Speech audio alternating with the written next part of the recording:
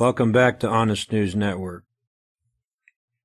Today we're going to be looking at how Dan Brown, he's an author of several books, but very, very deceptive. He says it's more of a fiction, but it's really not, because he talks about how it's also his journey. Well, we're going to expose today how Dan Brown is leading his followers down a rabbit hole or a wormhole to destruction. And we're going to start with looking at his book, his new book that just came out. It's called The Origin. And it's all about symbols. He's into the symbols. And the way that he got into symbols was through his mother and his dad. That his dad was a mathematician, and his mother was a pianist, or a organist, I should say. And so his mom and his dad were both very heavily into numbers and bringing numbers together with notes. And so Dan Brown, I'm going to read to you in a few minutes here his origin, as far as his background, and help you understand where he's coming from. But first I want you to notice his new book that just came out.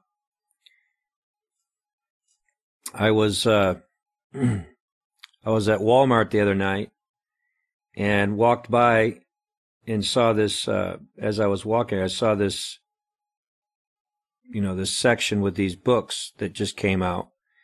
I picked one up and I started looking at it, and I had no idea that this was his newest book, but that Jason A. actually just came out with a video exposing Dan Brown in this book. I didn't even know that. Very interesting how Jason came out with this book, or came out with an expose on this at the very time that I was introduced to it myself, as I was walking by in Walmart and saw it. But you see this symbol that's on the front of his book? That's a staircase that's in a spiral. And I'm going to show you some pictures, most notably the spiral staircase that is at in the Supreme Court building in the United States. And I hope to kind of show you, it's not just Dan Brown.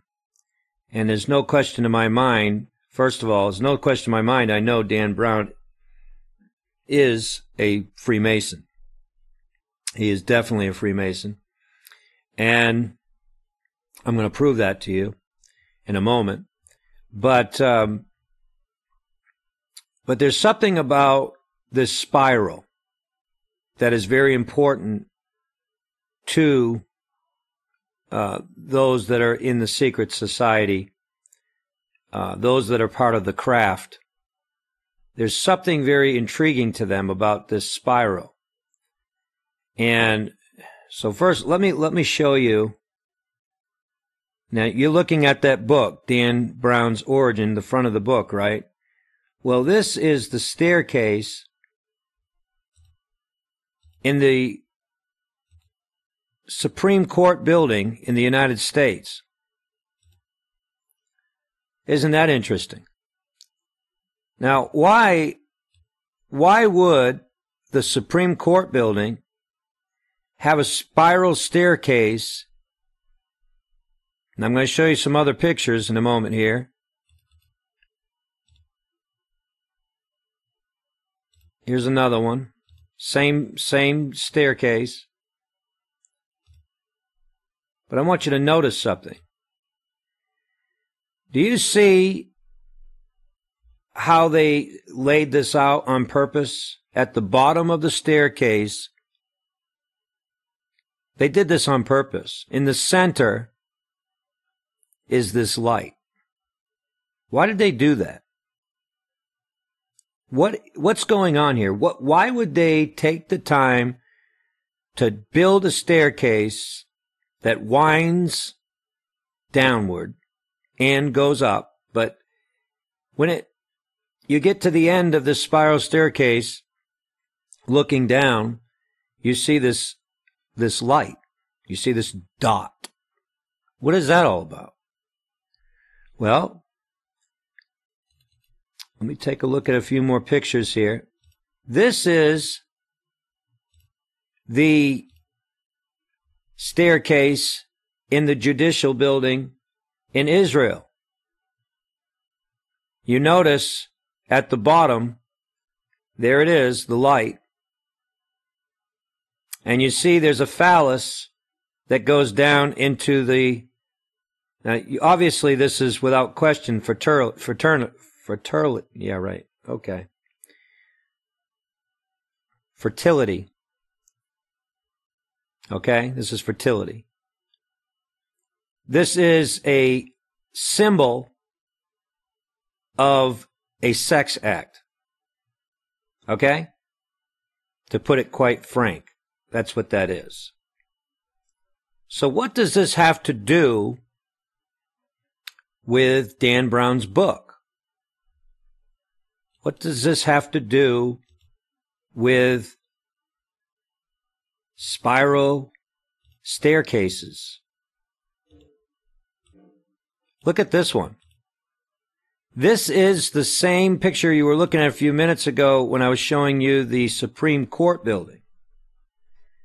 But do you see, as you get closer to the bottom of the spiral staircase, you notice that light down there? They make that look like it's the sun, doesn't it? Or it looks like a planet or something. What are they doing? What's all this about? What does this represent? And that's what we're going to look at today. I'm going to show you what's going on here. So, firstly, let's go ahead and look again at Dan Brown's book. See at the bottom there, the O in origin? See the dot in the center of the O? That may not mean a whole lot to you and I. But in the occult, this circle, not O, but circle. Now the O is very, very important too, and that's why Satan has had leaders in this country with the big O, right? Like Oprah Winfrey and Obama, to name a couple. But it's more so the circle and the dot that's in the circle. So let's look at what this dot in the circle has to do with. The dot in the circle. The circle with a dot in the center is perhaps one of the simplest and most incredible of symbols. Did you hear that, folks? It's called the circumpunct. Circumpunct. Has been used for an incredibly long time. The symbol once was a representation of the sun, and as the such has been the symbol to represent the archangel Michael. Interesting. The circumpunct is also the boy, I'm having a hard time today. Alchemy. Let's just say that. The symbol of alchemy. Can't get the word out. For gold. So this is a symbol for alchemy. Interesting. Now you got the archangel, you got alchemy, you got fertility. It's coming together, isn't it? This is exactly what they believe in the New Age movement. Perhaps the most profound meaning for the circle with a dot in its center is that of God. Listen, I had a professor once who had asked the class to draw the best representation of God. There were some students who drew Christ, others an old man in a chair, and then there were some that drew the Hindu gods. In the end, all he did was draw a circle on the board with a dot in the center. Interesting. The Hindu god symbol. Going somewhere with this, folks. This is God. The circumpunct is perhaps the most perfect symbol to represent God. The circle. His finger traced the circle on the board, represents the all-encompassing power and infinite limitless of God, while the dot he pointed to on the center of the circle represents our place within God. We are part of God. The circumpunct represents the perfect union of the divine and the created. The dot can represent anything within the omnipotent divinity of God. He walked around the room in a circle, then stood in the center. Or it can also represent the self. The circle can mean the body or the conscious self, while the dot can represent our subconscious or superconscious. End quote. The circumpunct is indeed profound, with its meaning ranging from an explanation of deity to an explanation of self. These 2 points, in addition to its ancient meaning of the sun, earn the circumpunct the rank of most symbolic of all symbols. Interesting. Now let's find out just who. Well, before that, let's go ahead and look at a little bit more here. Let's look at the spiral meaning. Now, this is where we get the the spiral staircase. Let's go ahead and read this. The symbolic spiral meaning, perhaps its most prolific appearance, is in Celtic symbology, where we see the spirals decorating a madrid of their ancient artifacts. In Celtic art and symbolism, we can intuit a few meanings from the forcefully present spiral. In terms of spirituality, the spiral symbol can represent the path leading from outer consciousness, materialism, external awareness, ego, outward perception, to the inner soul, enlightenment, unseen essence, nirvana, cosmic awareness, movements between the inner intuitive, intangible world and the outer matter manifested world are mapped by the spiral of the rings, making the evolution of humankind on both an individual and collective scale. So, let's read just a little bit more.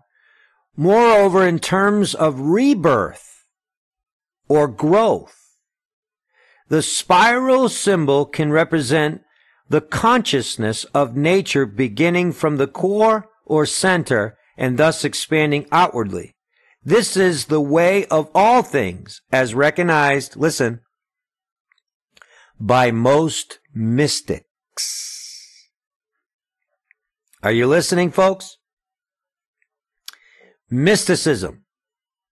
Mystics.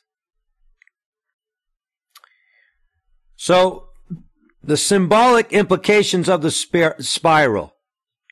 Evolution, holistic growth, letting go, surrender, release, awareness of one within the context of the whole, connectivity in union with the cosmic energies, revolutions of time, stars, planets at the way of natural progress. Okay, let's go just a little bit further, and then we'll share with you who Dan Brown really is.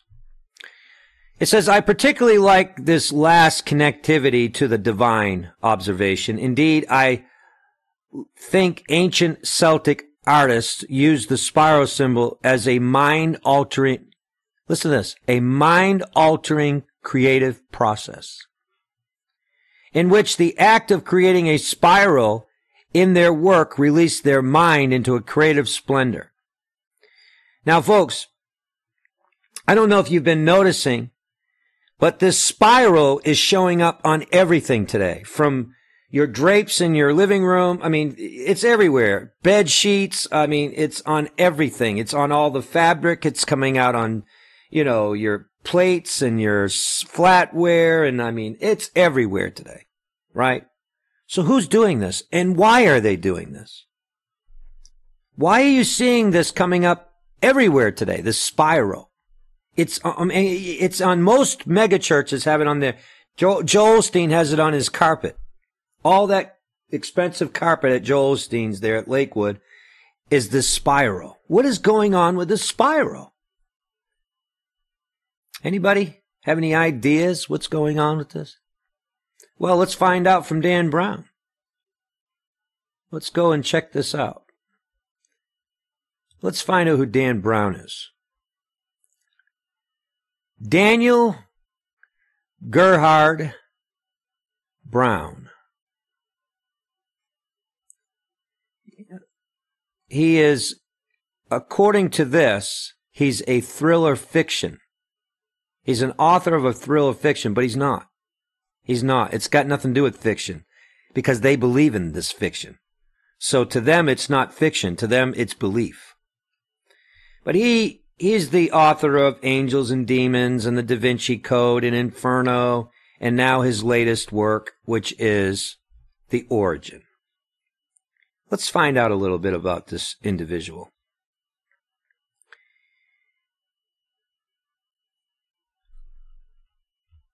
His early life. Brown was born in June 26, 1964 at Exeter Hospital. He has a younger sister, Valerie, and an older brother, Gregory.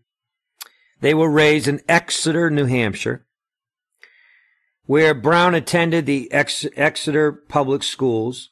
Okay, just a regular person, right? But let's see who his parents are.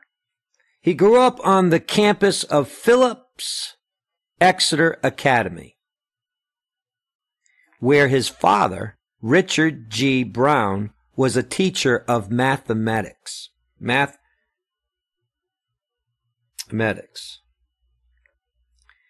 And wrote textbooks from 1968 until his retire in 1997. His mother, Constance, trained as a church organist, and she was a student of sacred music, whatever that is. We'll have to look into sacred music sometime.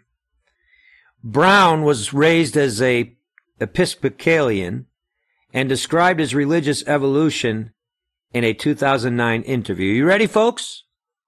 This is the author behind all these books and the Da Vinci Code movie that came out and all this. Listen. I was raised Episcopalian and I was very religious as a kid. Listen to this. Then in 8th or 9th grade, I studied astronomy, cosmology, astronomy, cosmology, and the origins of the universe. Nothing wrong with that, right? It's not talking about astrology. He's not talking about the occult, right? So this is not bad, right? Listen to this. I remember saying to a minister, I don't get it. I read a book that said there was an explosion known as the Big Bang. But here it says God created heaven and earth and the animals in 7 days. which is right. Unfortunately, the response I got was, nice boys, don't ask that question. This is the answer he got from the minister. Are you listening, folks? Nice boys, don't ask that question. He had no answer for a hungry, intelligent young boy that wanted to know how God created everything. He had no answer. Nice boys, don't ask that question. Now you're getting an idea of who Dan Brown is. It says a light went off. And I said, the Bible doesn't make sense. Science makes more sense to me. And I just gravitated away from religion. And so he did, end quote. He did. He did gravitate far from religion.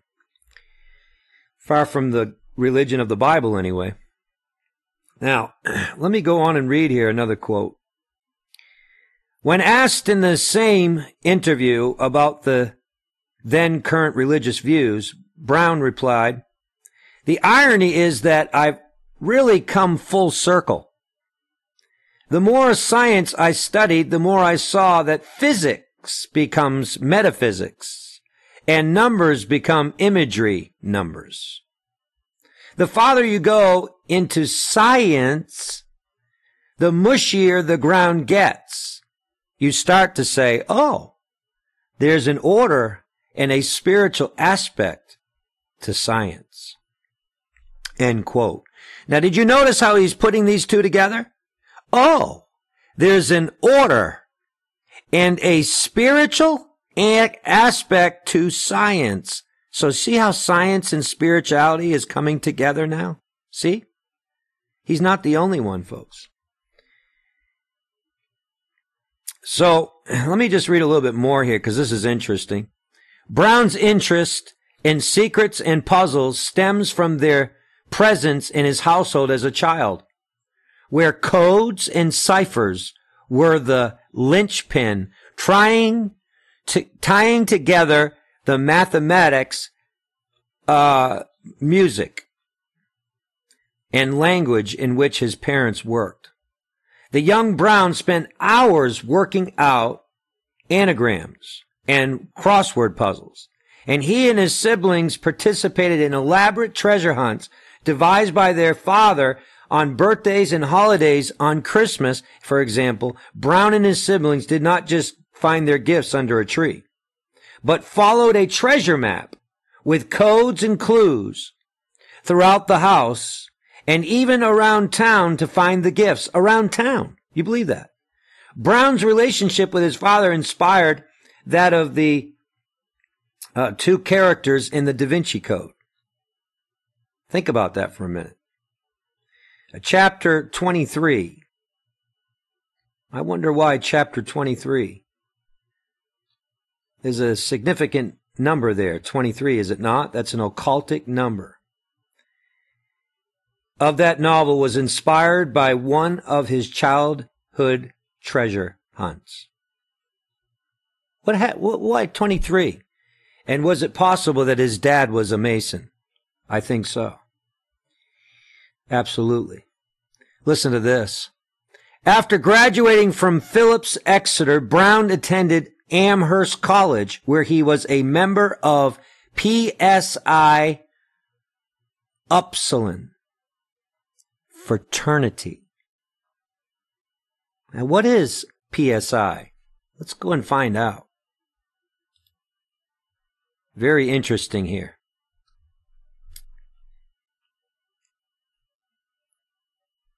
First of all, I'd like us to look at this picture. You see this picture?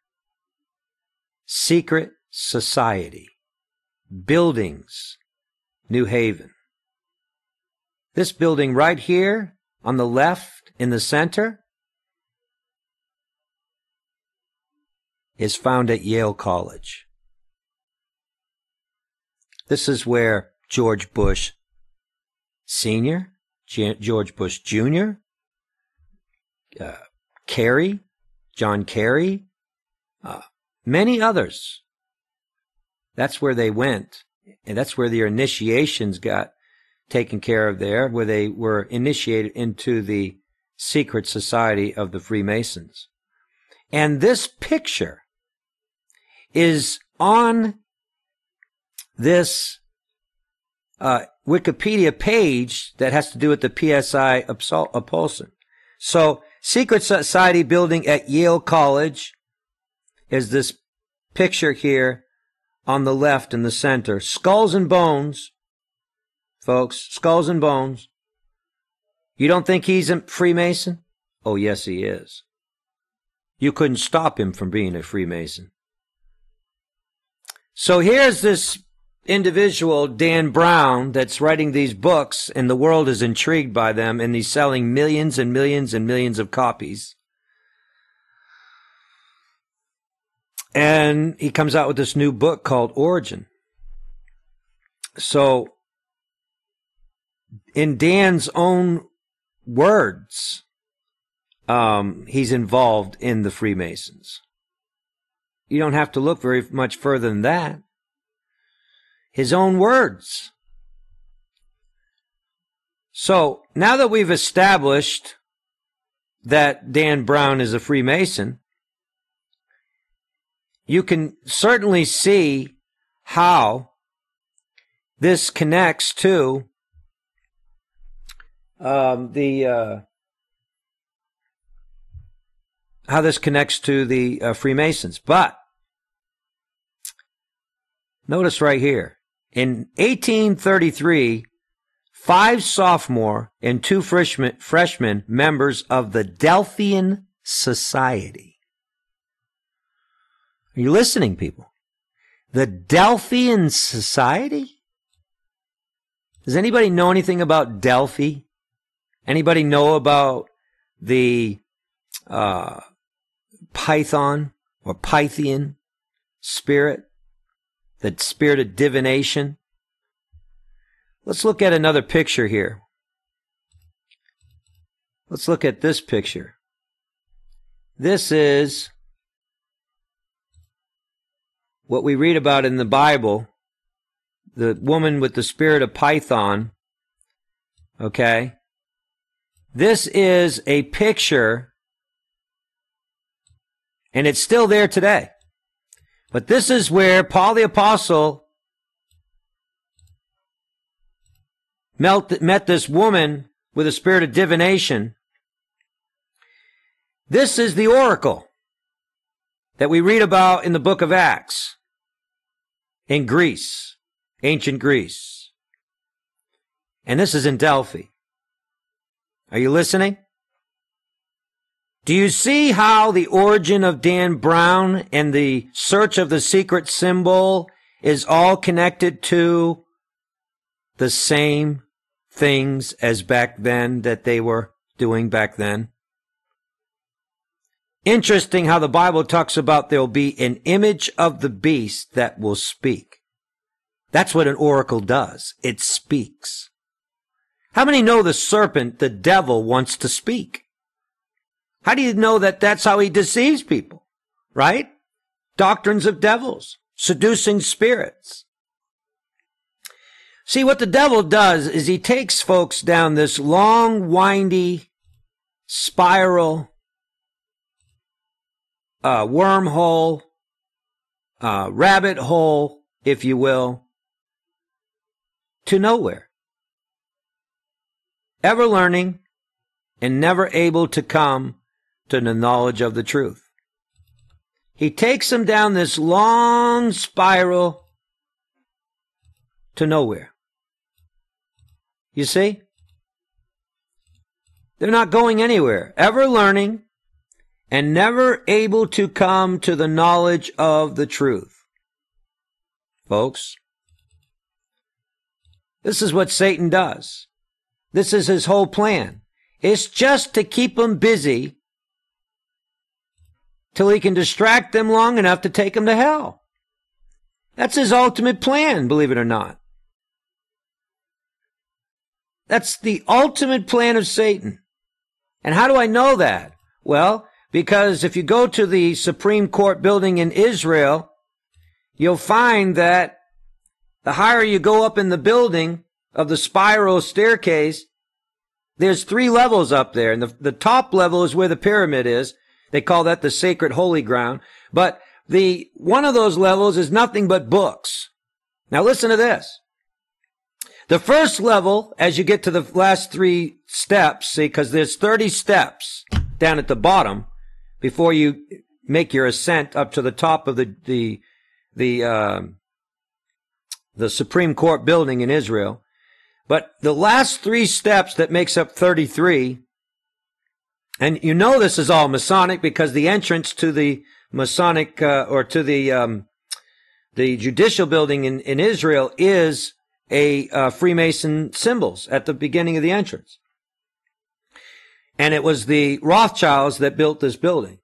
So the last 3 levels of this building, the only ones that are allowed to read the very top level books at the very top of this building are the retired, get this, the retired judges. So there's 3 levels. The apprentice is on the first level. That's the ones that are just learning to be lawyers and judges. Then the second level is for those that are judges and lawyers. And then the last level is for those that have retired. Think about that. So you can't even learn what's on the top level of Freemasonry until you're in retirement. So you think that, when someone's president of the United States that they're dangerous? No, they're more dangerous when they're retired. George Bush Sr. is more dangerous right now, just as much as Billy Graham. They're more dangerous now in retirement than they ever have been, people. Do you see how it works? When they retire, they're more dangerous to society than they were when they were in society. And that's why we call them the shadow government. That's why, they're not in the public eye anymore. So, for instance, when the Rothschilds begin to retire and you don't see them anymore, that's dangerous. It gets more dangerous the more they retire. And I have learned that with a man of God in the ministry, the more that man of God is retiring, the more powerful he is with God. It's interesting. The more he recesses, the more he goes away from the public eye, the more powerful he is in God in his prayer life. Are you listening? Maybe not going to see him at the pulpit preaching, but in his prayer life, Satan fears him. Are you listening? So, it's the same thing in Satan's kingdom. These individuals that go into retirement, they don't retire. They go deeper into the occult where they learn the deeper things of Satan and deeper things of Satan, much deeper to the depths of Satan. You understand? And so you will find that Dan Brown in his own home now, his own home, he has a library that most in the world would kill for. All right? You can look that up for yourself, but Dan Brown's got a library that is, just jaw-dropping for most people. What most colleges don't have, Dan Brown's got, I guess, for a college. But then you go out to these universities and these colleges and you'll find these same kinds of libraries. Why the libraries? Why are they so sacred to these individuals that are in the secret societies? What is it about book knowledge? What is it about the knowledge? Gnosis. What is it about knowledge? Ever learning and never able to come to the knowledge of the truth. One actually said a good book is like how do you say it? An expensive bottle of wine. An aged bottle of wine is like a good book. Okay? And so what's more valuable to the super wealthy in this world than their money is their books, is their knowledge. But their knowledge is not leading them to Jesus. Are you listening? The gnosis is not leading them to Jesus. The knowledge that man's acquiring right now about science and everything, it's not leading them to Jesus. They're trying to climb up some other way. That's where you get that spiral staircase.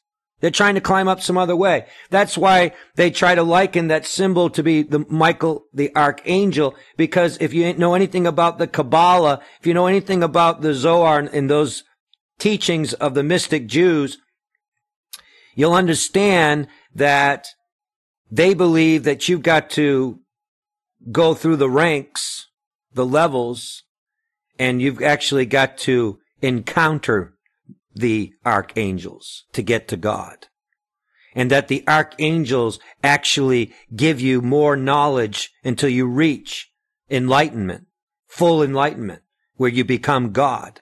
And so the whole idea is the more you go through the levels of the staircase, as it were, or the spiral, the more close you get to Godhood. And now let's look at Elijah. He went up in a whirlwind, right?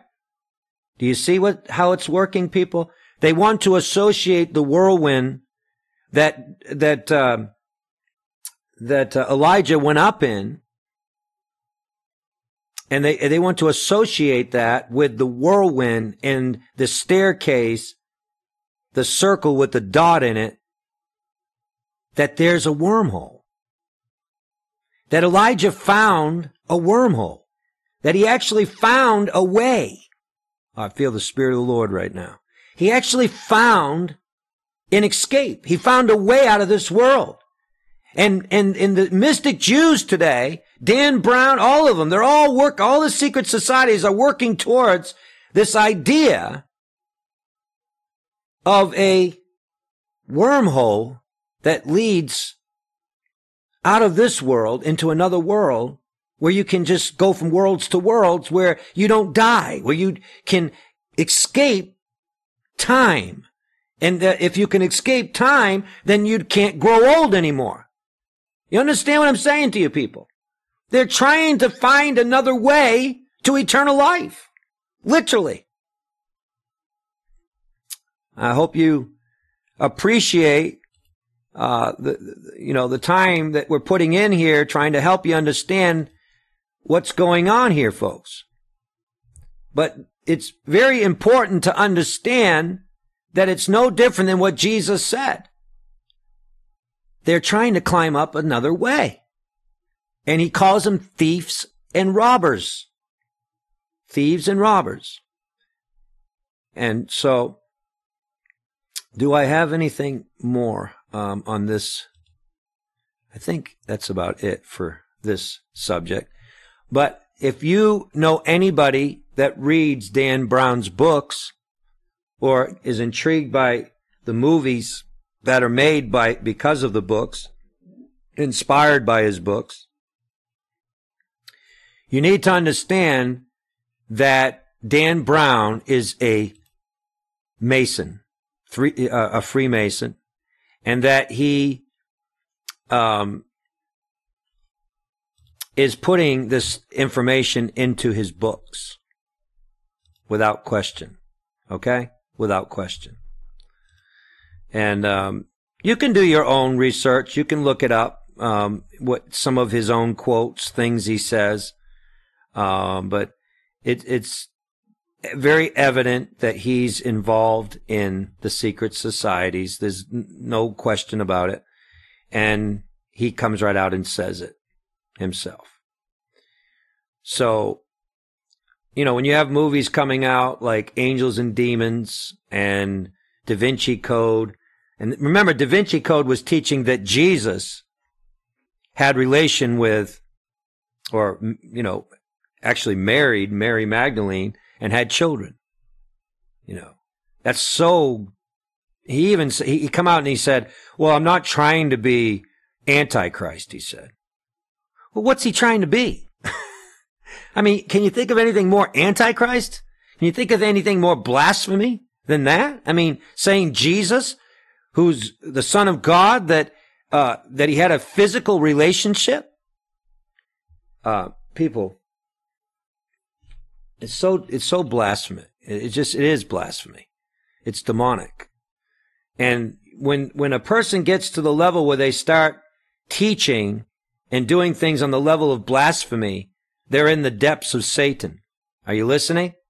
Dan Brown has been initiated into the deeper depths of Satan to the degree that he's now blaspheming the Lord that bought him. Yeah. Sad. But he said himself, he said he couldn't find the answer with his minister. So he started turning away from the Bible. And he still reads the Bible to this day. He'll even tell you, say, read your Bible, but make sure you read my books. But read your Bible, he says. Because he was asked in the interview, they said, well, you know, what do you encourage people to read? And he mentioned the Bible, first book. Well, even Donald Trump will say that the Bible is the number one book, but he doesn't read it, right? He doesn't even read it. That's what Freemasons do. It's mockery. It's mockery. So, anyway, praise the Lord.